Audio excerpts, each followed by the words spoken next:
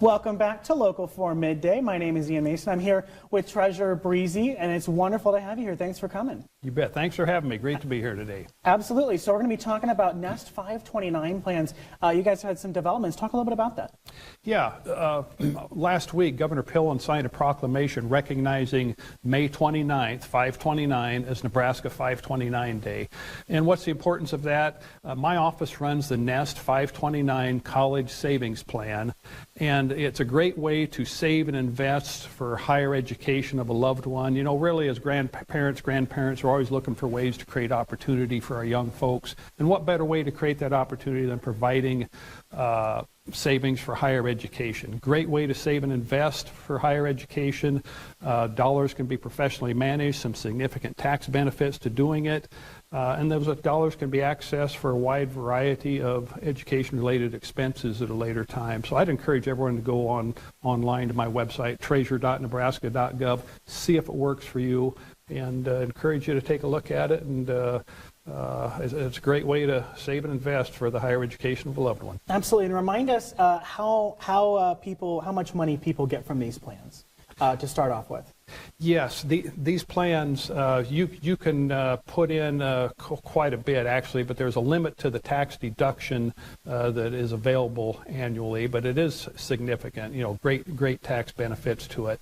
And so, again, a great way to save and invest. Perfect. All right. Now let's go ahead and shift gears just a little bit. Governor Pillen signing the budget bill earlier this week for the next 2 years, if I remember right. Yes. So go ahead and talk about what we can expect from that, because that's a big deal. Yes, I really applaud the work of the Appropriations Committee and the legislature as a whole, and really appreciate Governor Pillen's leadership on this. But they adopted a budget that I think is a very good document.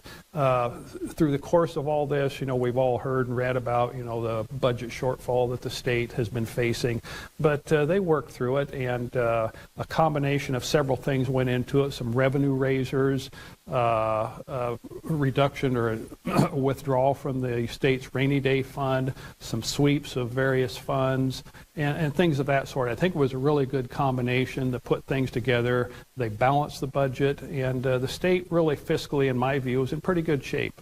Awesome. I'm glad to hear it. So we talked about property tax relief a little bit the last time you were here. Go ahead and tell us a little bit about what this does for property tax relief.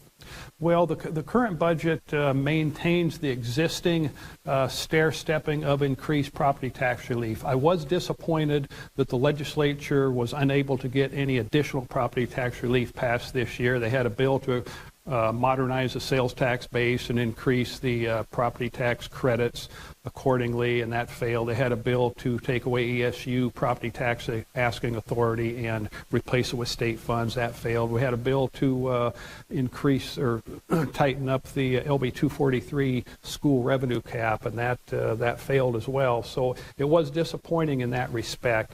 But I really